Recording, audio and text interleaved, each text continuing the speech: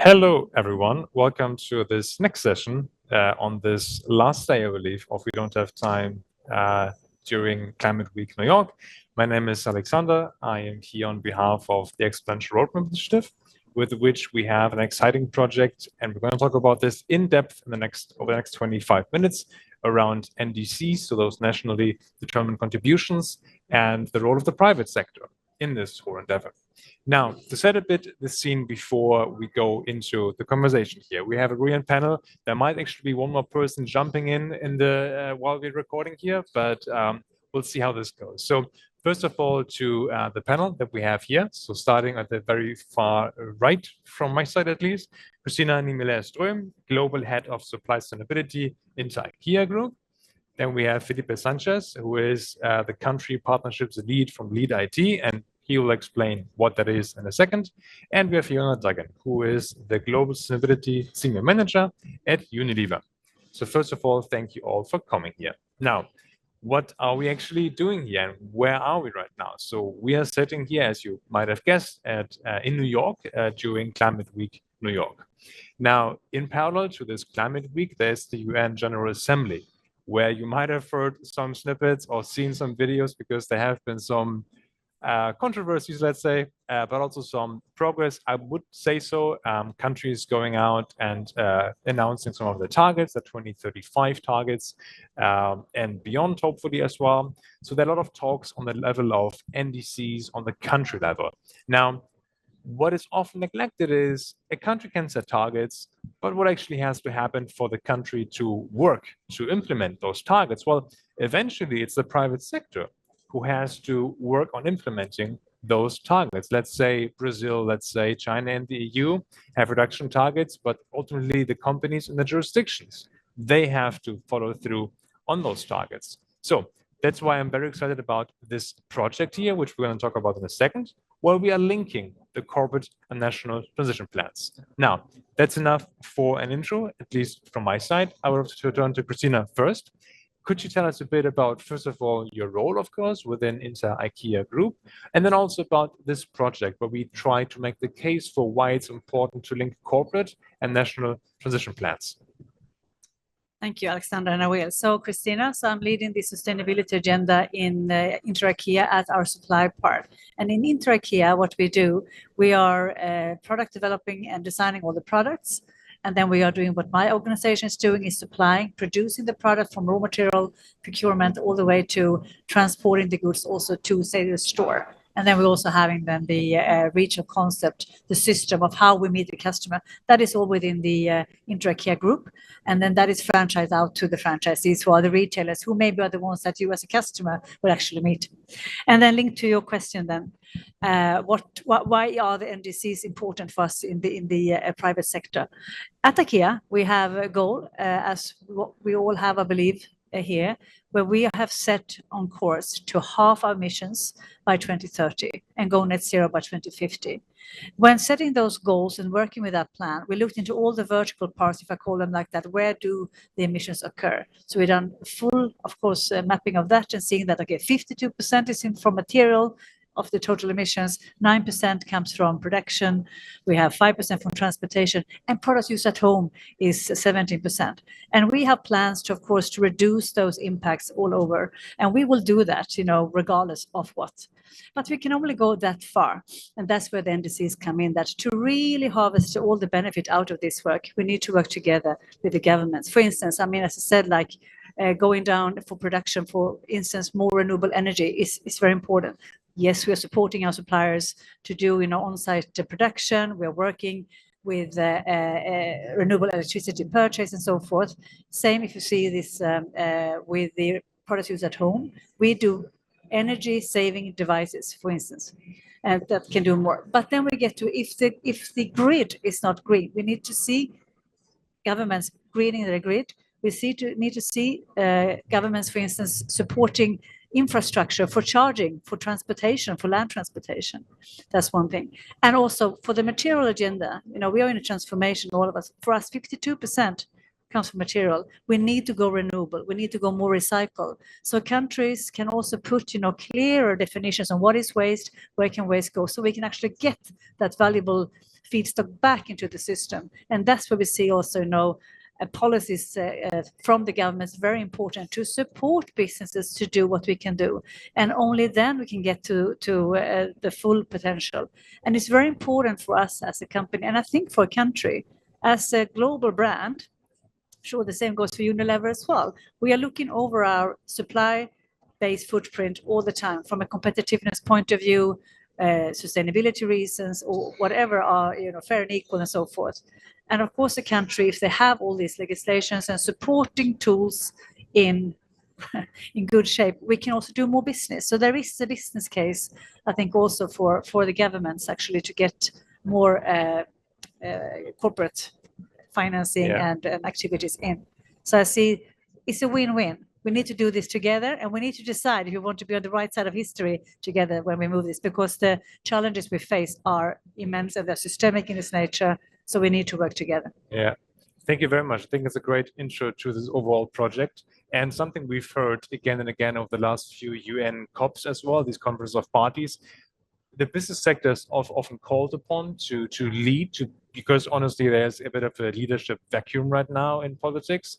But at the same time, corporates can only go so far. So Fiona, I know that you have recently also just released this week, I believe, a report that makes the same case around NDCs and how corporates or like the alignment of the NDCs with corporate transition plans is really, really crucial. Maybe you can quickly explain, of course, your role, Unilever's work, and then also how you fit into this project. Sure, very happy to. Yes, we think the NDCs are incredibly important policy documents. They shouldn't be hidden away on some dusty old website in the back of the recesses of a government library. We think that they should be out in front. They should be seen as 5-year investment plans. And the reason that we think this is because, a bit like IKEA, we too have very strong targets, very strong climate ambitions. And we know that we can get only so far on our own. We need to work together with governments, with other businesses, with our suppliers, everybody who's part of this supply chain. So what does that look like exactly? How can corporates come to the table and say to governments, we want to pull together in the same direction? Well, I think we have a really good opportunity here for the next couple of months, because all the other governments and all the governments currently are figuring out what does a good and strong and effective NDC look like. And so what Unilever has done is we've written down in this report what we think a good and strong and effective NDC looks like. It has to be 1.5 aligned. It has to be sector-led. It has to be specific in the asks, because what corporates need is certainty and we need consistency, and that's incredibly important for us. But then on the other hand, governments often say, well, how exactly can you help us do this? So what we have done is we've listed all of the case studies of where we are either deliberately or accidentally or coincidentally reinforcing national climate plans. So for example, we've got projects on regenerative agriculture in Brazil. We've got projects on renewable energy in Indonesia. We've got projects again on renewable energy in India and Indonesia. And it's very, very important to be quite tangible and real about what we can actually do and where the actual gaps are. And I think it's really important that we focus on collaboration, actually, but real collaboration. So that means meeting governments where they are, demonstrating where there's an overlap between climate transition action plans, and demonstrating where the policy levers are needed in order for us to go further and faster. I think that's incredibly important at this day in time, because the next round of NDCs are supposed to be coming in this week, and many of them have, which is fantastic, but we are seeing some uneven ambition. So how do we up that ambition? And I think by giving the confidence and cover to people who are actually writing those NDCs to say, we are backing this. We have strong targets. We are putting in 150 million in our manufacturing decarbonization. This is real. We've got a 1 billion climate and nature fund. This is real. We want it to be real and we want it to go further. So that's some of the things we say in our report that we published this week. Yeah, brilliant. And I think it's such a good way of putting it. So two things you touched upon. One is this: sometimes businesses almost accidentally stumble across something. It's just good business. It just makes sense for you, and or it has been part of your transition plan because you committed to decarbonize your supply chain. So you have to take action. But actually you realize then, wait a second, if I do this in this region, I actually help the region as well Yes. to decarbonize. I really want to underline that case. We're doing this because it's good for business. You know, it's good for growth, it's good for jobs, it's good for innovation. We need to have a sustainable supply chain over the next couple of years.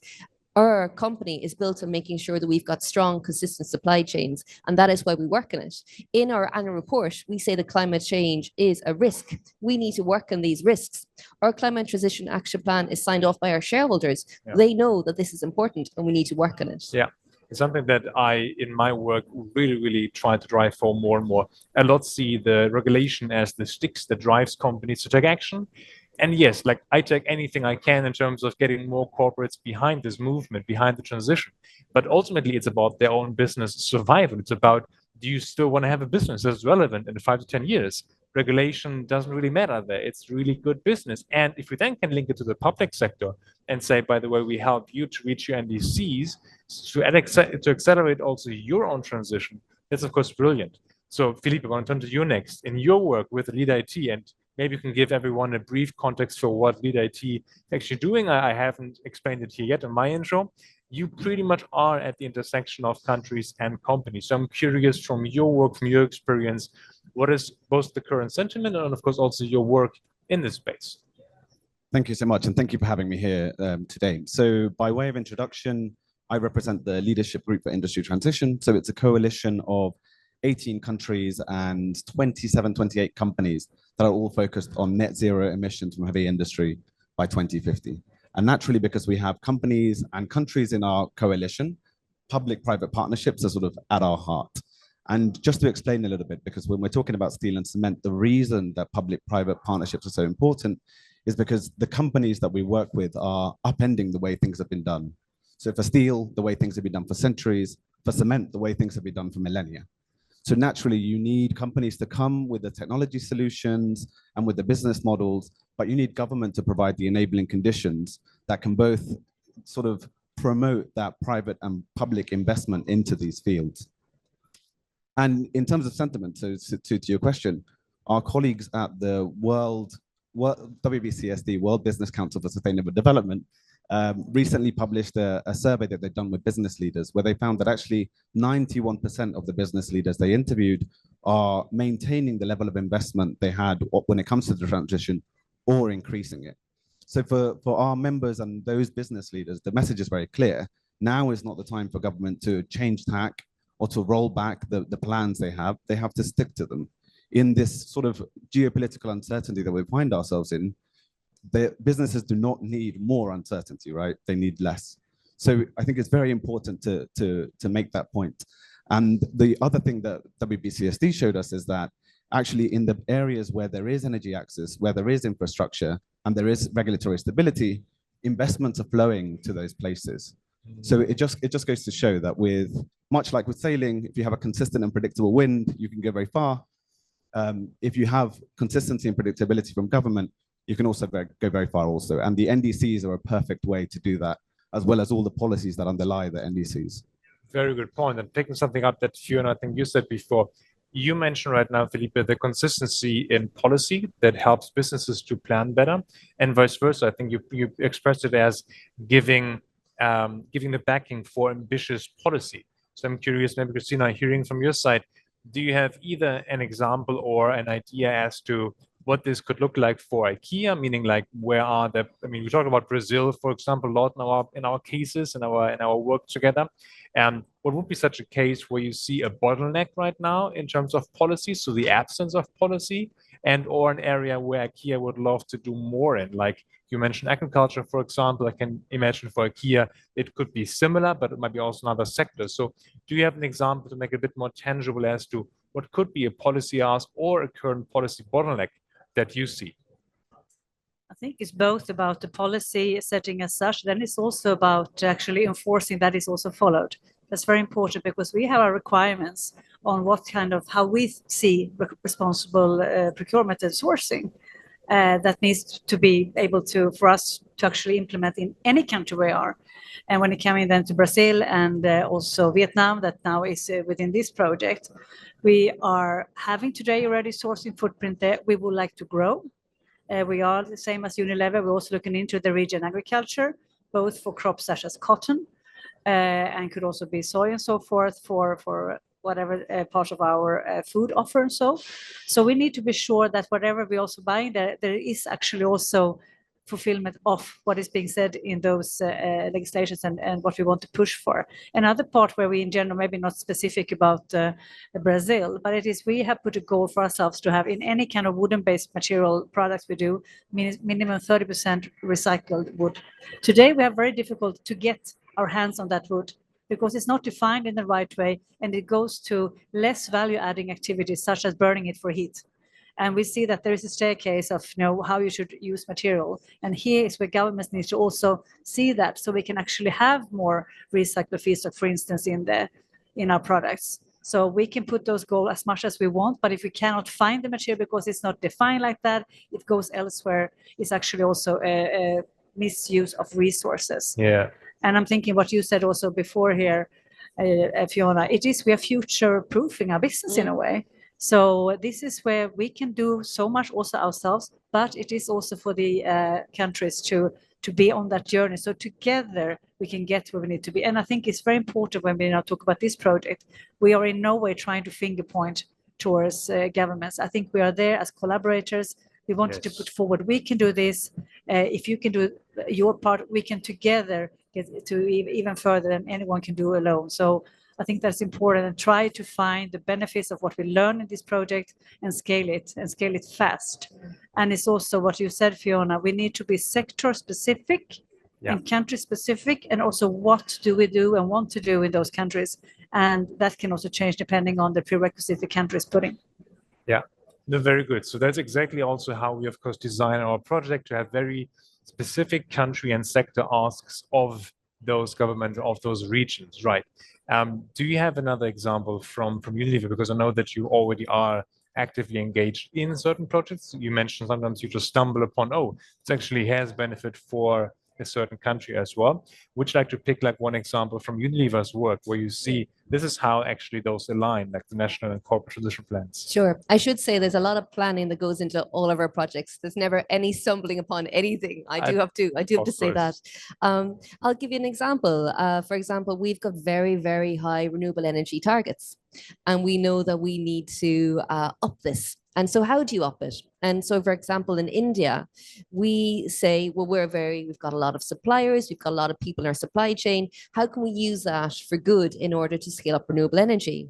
And so we have gathered together 32 sites across 15 states in India to come together for a power purchase agreement. Now, that's quite a significant amount of people to come together and different sites to come together on this, because the government needs to know that governments need to know that corporates are backing them. They need to know that the demand is there. And why do we do that? We do that because it's good for the planet, but also it's good for business. There's going to be 25% saving on electricity costs, which is quite significant for a company. So we do a lot of things like that. Also, that was one of the opportunities where we could do something. We wanted to do it, but there are other areas where we want to have more attention from governments as well. So, for example, on fossil-free feedstocks, we want to make sure that the ingredients in our detergents, for example, are fossil-free. But that's an area that we're working on and can only be unlocked if we work with governments on it. And I think it's really, really important to say this is about collaboration. This is about working together, not about finger pointing. Everybody can and must do better. And as we're saying, the time is quite urgent, and the time is certainly now that we need to act. So there's just some of the examples. Very, very good. Interesting. Thank you. In your work, Felipe, have you come across both maybe positive but also negative examples of how it can work very well and what are bottlenecks, or how do these projects also fail sometimes? Because we can, of course, also learn a lot from those. Do you have any examples of like public-private sector partnerships that you would like to bring up? Yeah, absolutely. I can start maybe with the bottlenecks. So one of our company members actually has a very nice mantra that says, no power, no projects. So they're very interested in looking around the world of where they can set up new facilities.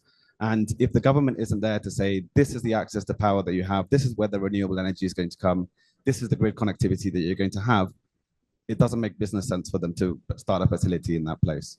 So I think that highlights where you have to work with government to be able to have those conversations and make sure those projects are realized. And the other, I would say, is a little bit more broad, and it's more about how international climate diplomacy works with some of these countries. So in a lot of cases, let's take the likes of Brazil or India, there's very much some comparative advantages that those countries have when it comes to the transition. So access to hydrogen or renewable electricity, etc. And they want to be seen as partners. I mean, speaking to Fiona's point, they want to be seen as collaborators. They don't want to be seen as this sort of paternalistic donor mentality of global North helping the global South. They have comparative advantages and they want to come to the table as equal partners. So maybe that's another point to add. Yeah, very good. I think those points around, really, those are partnerships. Those are not just the sticks of like, we're gonna not invest if you don't give us ABC, nor is it we know it best. It's also how we phrase it in our project. These are proposals. This is like based on what we know, and here's the helping hand, so to speak. So speaking in terms of outcomes, we are here setting out what I would label as the eve of COP30. So Climate Week is just a few weeks away from the COP30 in Belém, where the 7th letter of the president also highlighted or invited businesses to come and to participate, the importance of businesses there. In this moment, what kind of outcomes would you like to see, both from the COP dialogues, but also then specifically from our project? Maybe we just start here and then just go kind of like one by one. What kind of outcomes would you like to see being driven from and by this project and COP? I think just to show that business are committed to seeing climate action continue, and to show that we are backing that up with real plans and real investments. I think that's very, very important. And Unilever is very clear that we work on these issues because they're very important for our business and they're very important for our business case. And I think that is important to show. And I think we've seen that from Climate Week, actually. All the conversations I've been having have been about renewable energy, about regenerative agriculture, about how we can make our products more effective and more efficient. How can we work together on suppliers to make sure that they are feeling involved and making sure that we're working on our scope 3 as well as our scope 1 and scope 2. So for COP, I think it's really important that the business role is to show what we're doing and demonstrate the backing of that in order to give the people who have a very difficult job, the negotiators, the confidence and cover to know that actually there is investment, there are real plans backing that up, which is why, again, I think it's really important that people can show how their climate transition plans are being put into action and how they can reinforce national climate plans as well. I think that's the role of business at COP. Very good. No, definitely don't want to change places with the negotiators. I know that they have a very, very tough job and it's lengthy debates, but backing them with a business voices, I think it's super important. Felipe. Maybe I would speak to my fellow international initiatives out there. So there are so many, right? So the COP presidency has tried to organize them. There's about 600 that they're trying to work with under their climate agenda. And maybe it's just to say to those initiatives, give up the limelight a little bit and focus on results, right? It's for those that can and where it's appropriate, bring in business voices. We can't just keep talking among our initiatives. We need to actually see real change happening, and we can't do that without business. That would be my message. And that's again like real change. Christina, what is your expectation? I would like to just say copy everything that you said, Fiona, so I will not need to repeat on that. So I think that if I just say the essence of it has, as we see it in IKEA, it's all about leadership. I mean, we show that we want to continue leading this space. We are not giving up. We are committed, and that this can also be of good use for the country negotiators, saying that business is there. So I would like to end almost with what we say in IKEA, we have a culture commitment, and it kind of goes through everything. So what are we here to do together? It is first to work together. It's to lead by example. We can put examples on the table. It is to find the better ways. It can be innovation or can be implementation of what we already know works. And it is then the last point, to get things done, because time is ticking. 2030 is around the corner. All of us working on our product portfolios, if I say product for IKEA, like the chairs we're sitting on here, we are just a few cycles from 2030. Yeah. So we need to build in all the prerequisites in whatever is our line of business, what's going to meet the customer at that time, because that's when we need to have halved our emissions. We are on for a lot of work, but I think together we can do it. Wonderful. I think those are brilliant words to close this session. I don't want to ruin this very nice closing statement. Leadership, partnership, we have the solutions, we have to scale solutions, we have to support each other. We are all, I mean, it's a global team sports. No one is in this here alone. No one can do this alone. And I want to thank you all for joining us here today in the spirit of a team sports. Very excited for this project together and across the ecosystem, and looking forward to see what we can achieve together. Thank you again all, and have a wonderful rest of your climate week. Thank you.